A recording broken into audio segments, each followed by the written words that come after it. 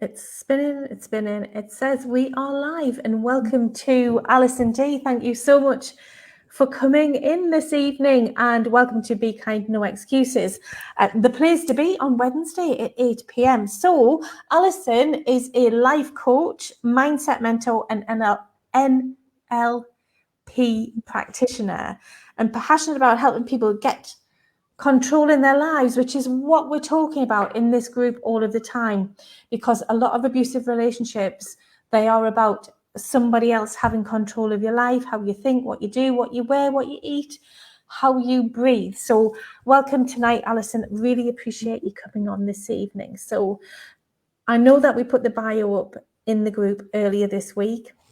So what I'm going to ask you is, what started you on the journey to get you to where you are now? 7 years ago, about 7.5 years ago, I hit rock bottom. I was fresh out of an abusive relationship, which even now, 7.5 years later, I'm still finding out new ways that he abused me. At first I thought it was a lot of mental abuse, but as I start to find out more about different types of abuse, I'm realizing that it wasn't just mental abuse, but that was the largest part of it. And you know what? It's so damaging because it doesn't leave scars that you can see. It's really difficult to know the impact that has had. And I moved back to my house that I didn't think I would ever move back to, because, when I met him, I was 25, and I always thought I'd be married with kids by 25. So I was determined that this was going to be my happily ever after. 5 years later, and I'm 30, and I'm like, oh my God, what am I doing with my life? I'm single. I was broken, really broken. And I was back in my house with the heating had broken again. I had a leak in my extension, and I didn't have the internet put back in, and there was just me and my cat and the fan heater and my phone, basically. And I was miserable. That memory, even 7.5 years on, is still so burned into my mind, because that was my turning point. That was the real pivotal point where I went, things have got to change. And I have a choice here, and I can do things differently. And at that point, I still actually wasn't that aware of the fact I'd just gotten out of an abusive relationship. That came over about the next 6 months. And I made a promise to myself that I would sort myself out. I didn't know how that would look. And then I would help others in my position. Because now I have qualified as a biomedical scientist. I've actually just left that role to go full-time with my life coaching. I'm in a new relationship. Well, I say new relationship, we've been together 6 years, with a wonderful man who treats me brilliantly. And things are really well on track. And when I think back to that lost person 7.5 years ago, there's it feels like it happened to a different person, because there's just so many differences, and I felt so lost and broken then. And I really want to show people that it's possible to turn your life around, because it is. I've done it, and if I can do it, I promise you anyone can. You really can. That's amazing, and thank you for sharing that. Can you tell me then, at what point, when you thought, okay, I need to do something about that? What were the first steps that you took, the first baby steps that you took to help you get onto the path that you're on now?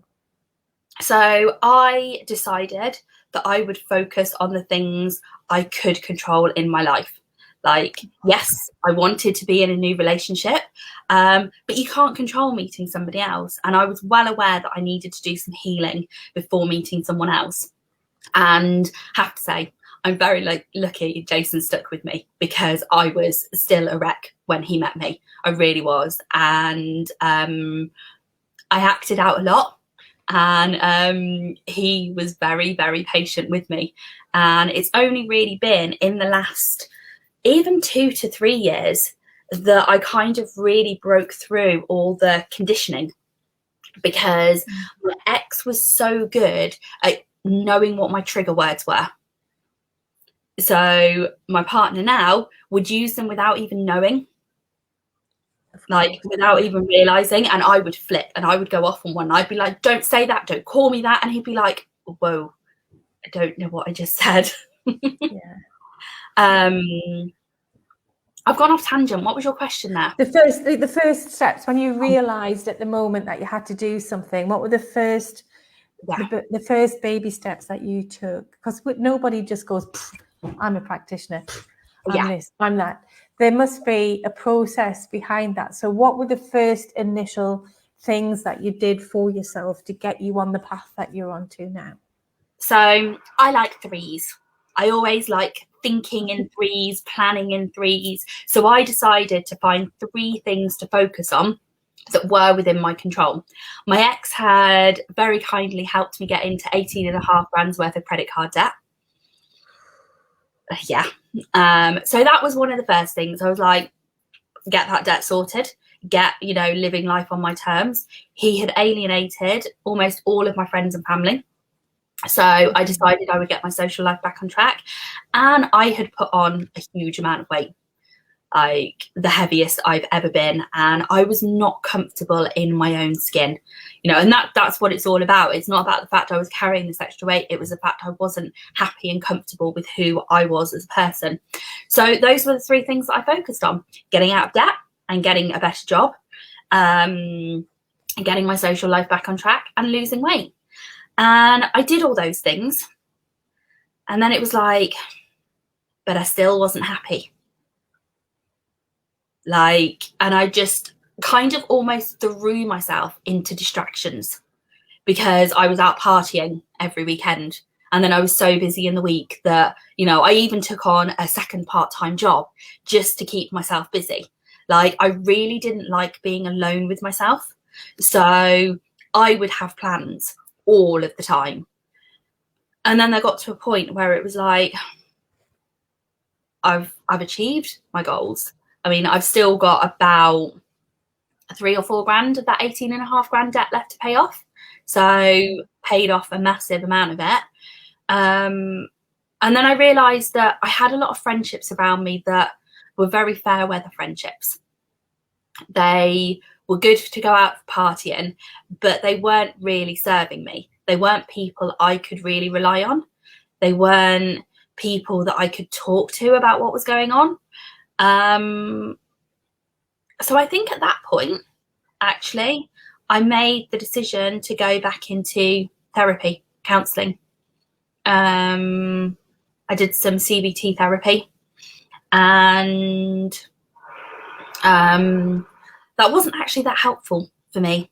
I don't think I had a great person for it. But it was also around that time that I got diagnosed with chronic fatigue syndrome. And I know the chronic fatigue is completely and utterly because of the stress. Interesting, actually, because we've been talking about this the last couple of weeks, about how a stressful and toxic relationship will actually make you physically ill. Yeah. And it actually got to the point then, because I wasn't actually facing the demons in my mind. I wasn't actually facing, it was kind of like, oh, I've been out of the relationship a couple of years now, everything's fine, I shouldn't still be carrying anything around with me, I should be getting over it, all of that sort of stuff. I then started my trainee position as a biomedical scientist, and everything just came crashing down, and I ended up spending 2 months in bed. And it was a real wake-up call that I had to start listening to myself, working through this and honouring myself. And it's not easy. I still didn't know what I needed to do. I knew I needed to do something, but I still didn't know what I needed to do. And then I started throwing myself into reading personal development books. And it was about 2 years ago, I then decided I would start my coaching journey, because people always came to me for advice. And actually, I was really starting to heal myself at that point. I was really getting into the law of attraction and understanding that. And I thought, I can help people here, because I felt so lost myself 7.5 years ago that I didn't have a clue where to turn. And so I really want to kind of spread that message and help spread that message that, you know, there are places you can turn, there are people that can help you. There are things that you can do, and you don't have to just, you know, our NHS is wonderful, but so overstretched at the moment. The NHS, it's wonderful, but it's so overstretched. You know, when you call to have a referral for mental health or, you know, counselling or anything, it can be a long time before you really get any help. Yeah. So there's a lot you can do in the meantime to start to help yourself while you're waiting for that. You know, I'm not saying that this is a substitute for professional help, but it is stuff that you can start doing. And you know what? When you start focusing on the action, it's amazing how that starts taking on momentum. Like when you're focusing on what you can do about a situation and you're being empowered rather than kind of sitting in that, you know, victim mode. And I use that in a loving way. I'm not saying that with any judgment or anything like that, because we have been victims. We have been treated poorly, and it's really difficult to get out of that mode, to get out of that mindset, because you are so used to being beaten down so much. You do kind of think, well, what's the point? Why do I bother? You know? It's very interesting you should say that, actually, because one of like what I say to myself, and not just on personal level, but also on a business level, is knowledge times by activity equals success. That's a kind of my equation, if you like, because you've talked about personal development and you've talked about doing things that you have control of. And the big thing in abusive relationship is that you don't have control. So you need to work on the things that you do have control with. And I think that's a really interesting way to look at it, isn't it? Like, just do the things you can control, and don't really worry and stress about the things that you can't control, because eventually, as you take back control in your life, like you talked about financial abuse, which is huge in abusive relationships, isn't it? You take back financial control. That's a new one on me. I didn't even realise that was... Financial abuse is what keeps people in.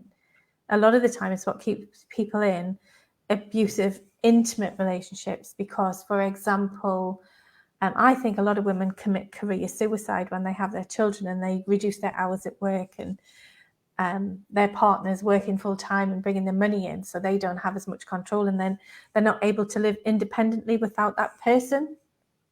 Mm-hmm.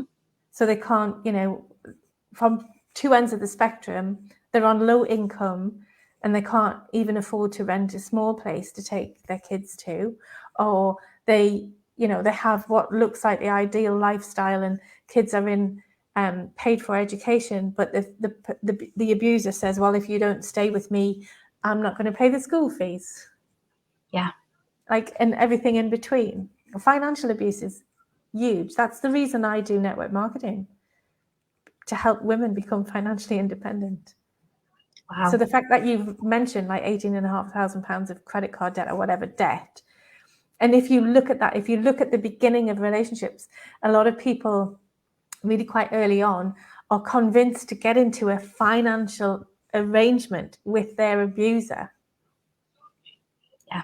And you know what? Be it a car or, I don't know, whatever, it's something will tie them in financially, credit card or something. And financial abuse is massive. And he'd be showing me that he had like a couple of grand sat in his bank account, but then he'd go, oh, I don't fancy that for dinner tonight, you can pay for dinner. You know, and that's how it happened, just very subtly building up, drip, and then drip, all of a sudden, drip. And there was even times when he would sit down to dinner and then he'd go, don't like this, you can buy takeout. So even that's abusive. Do you know what I mean? That's financial abuse and emotional abuse, isn't it? Mm-hmm. At the same time. Huge. Absolutely huge. Yeah. So, and what you're saying about the isolation, where you didn't have any connection with your family and your friends and everything. So you had to get back into that social thing. And then you went over the top to be, you know, outside all the time because you were just, I guess, masking the things that you had to deal with that you've eventually had to deal with anyway. And the thing is, I was very humble with my friends. I turned around to all of them and I was like, I'm sorry for who I became, because I recognised that I became a person I didn't like when I was with him. And that's partly because I was walking on eggshells all the time. You know, showing me somebody who is in a relationship like that, who is calm and sane. Quite frankly, you're not gonna, you know. So I was jumpy, I was twitchy, I couldn't take anyone mocking me or poking a bit of fun at me. I would flip out, like, and then my ex would really stir it and really manipulate it and kind of either tell me that my friends had been flirting with him, so then I would distance myself from them, or, which now when I look back I'm like, yeah, have a word with yourself. Yeah. Like, really? It's that whole thing about, so doing that's isolating you from your friends even further, but then it's blaming your friends for that isolation, isn't it? Your friends are toxic when really it's not even real. Yeah. And the thing is, when I realised all this stuff, like, you know, I always thought, well, that wouldn't happen to me. I'm an intelligent woman. My sister is a social worker and she used to work for women refuges. Like, it's not like I was naive to this stuff, excuse me, but I always thought of domestic abuse in terms of a beating. Yeah.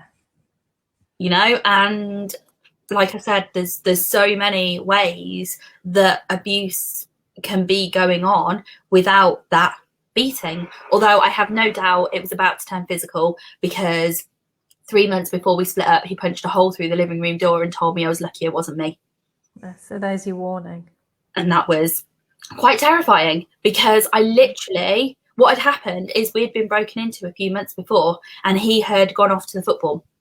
So I said, let me know when you're on your way home so I can expect you. Because when we got broken in, we were asleep in bed. Oh, God, yeah. And they broke in and stole the car keys. So, yeah, I was on edge. I'd never had a good night's sleep in that house again. And so I said, just let me know when you're on your way home so I know to expect you. Well, he didn't. Of course he didn't. So as soon as the door goes, I'm like absolutely jumping out of my skin, just for him to walk through the door. And I was like, oh my God, like, you know, why didn't you message me? And he just flipped out at me. So cruel. That's so cruel. Really cruel. Really cruel. And like after nights out, he'd be like, you were awful last night. I can't believe your behaviour. And so I'd be messaging my friends going, oh my God, I'm so sorry for last night. And they'd be like, I don't know what you're on about. Yeah, there's a film about that, isn't there? It's called Girl on a Train or something. Yeah, oh, I have seen that. It's a book and they made it into a movie.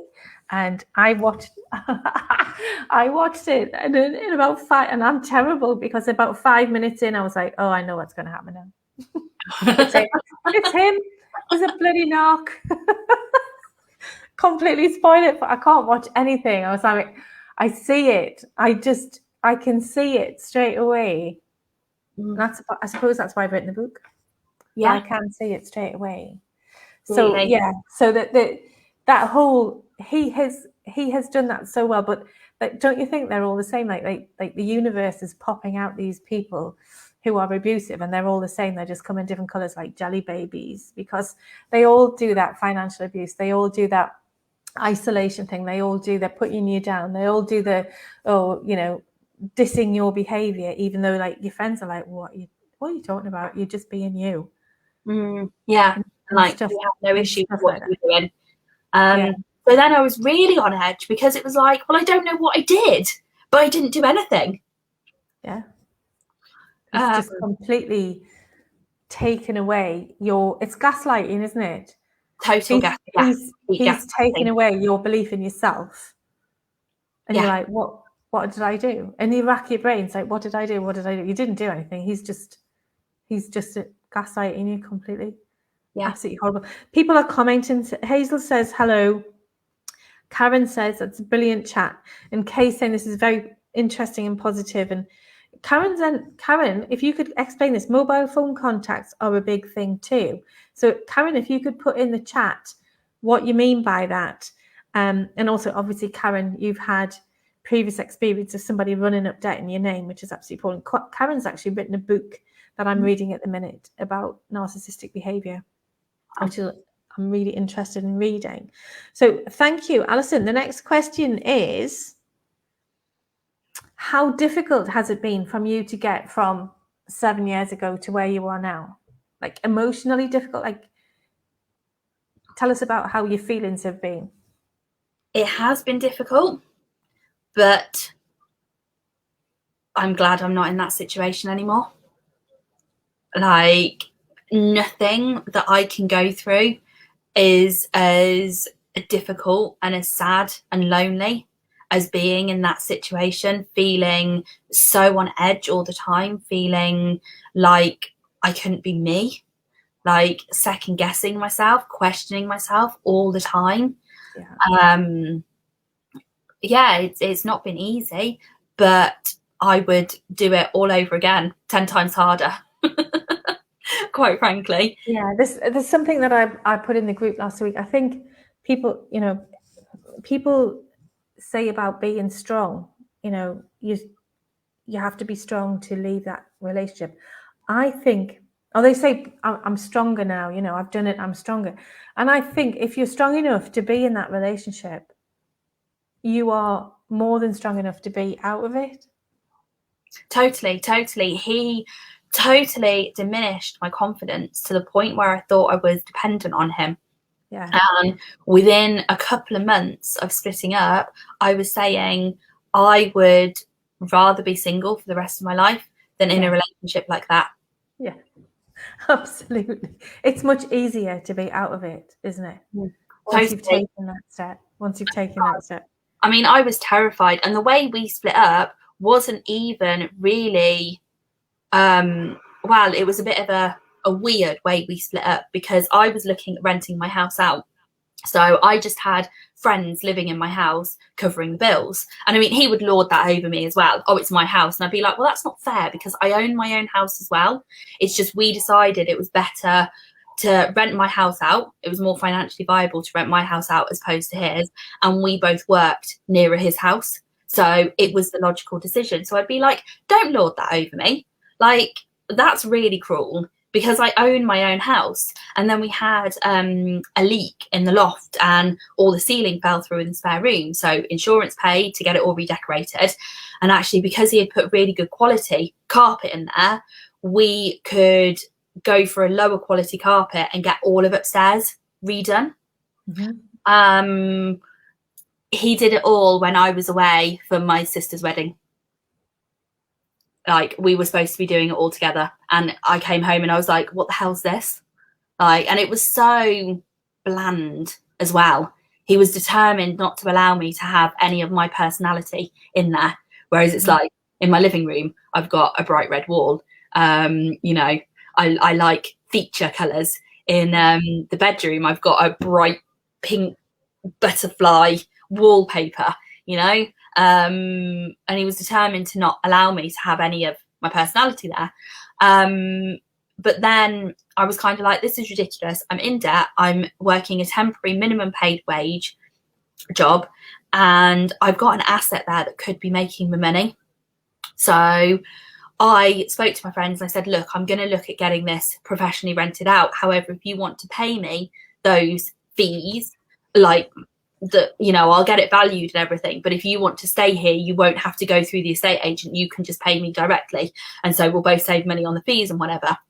But as it was, they were looking at getting married and buying a house themselves. So they moved in with her mum.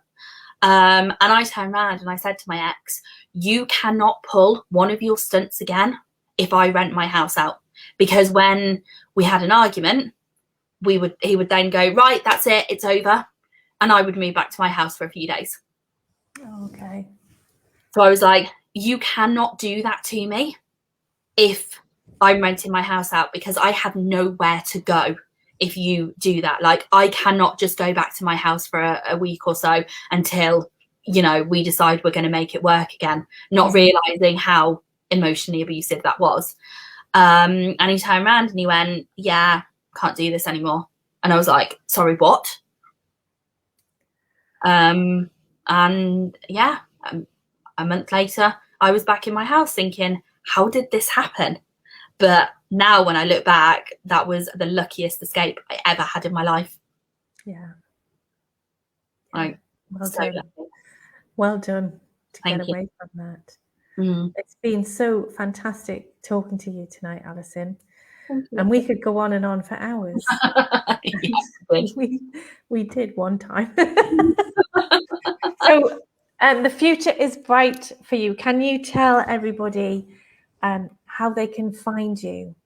Yeah, absolutely. So my group is the Positive Mindset Tribe, and it is my mission that I am going to make that a worldwide brand, because positive mindset isn't about being happy all the time, but it's about focusing on what you can do, focusing on actions, and focusing on learning the lessons from what you've gone through. You know, my past is my past, but I've learned a lot of lessons, and I'm very pragmatic about what I've been through with my ex, and I want to use that experience to help others. So building a positive mindset is about developing that emotional resilience to focus on the actions to move forward with your life. So if you search for Positive Mindset Tribe, or even search for yellow, you'll probably find me. Yeah. So yeah, please do come join my group or connect with me. Alison Dee, that's who I am on Facebook. You should be able to find my profile easily. And yeah, I would love to connect further. I've been running a free challenge in my group this week as well, which is available until the 31st of August. So if you would like to come over to learn a bit more about manifestation and creating your dream life, then I would love to have you in there. Brilliant. Thank you so much. Thank you. What about your future? What have you got in your future? Well, I've just quit from a bullying day job because I decided I was better than dealing with that. It's a little bit scary right now going full time in my business, but the ladies in my membership are all getting brilliant results. I know I can do this. I know I've got capacity to help so many people, and I never want anyone to feel as alone as I did that evening 7.5 years ago. So please, anyone, feel free to reach out if you want to have a chat. I'm more than happy to help support. And yeah, just building my membership, building my coaching business. And at some point, I want to do some retreats for survivors of abuse. Amazing. Thank you so much for your time this evening. Thank you. I really appreciate it. Thank you for coming on. I know you're very busy. If anybody has any questions, please put them in the comments and we'll keep an eye on that. That would be fantastic. Hazel, we can't share because this is a private group because we need to keep it safe. So if you want to tag anybody who's in the group, that would be amazing. Or invite people in by sending them the link to the group so they can join for themselves. That would be lovely. Alison Dee, absolutely amazing. I could talk to you for hours. Thank you so much. And I'll see you soon. Take care. Absolutely. Good night, everybody. Bye.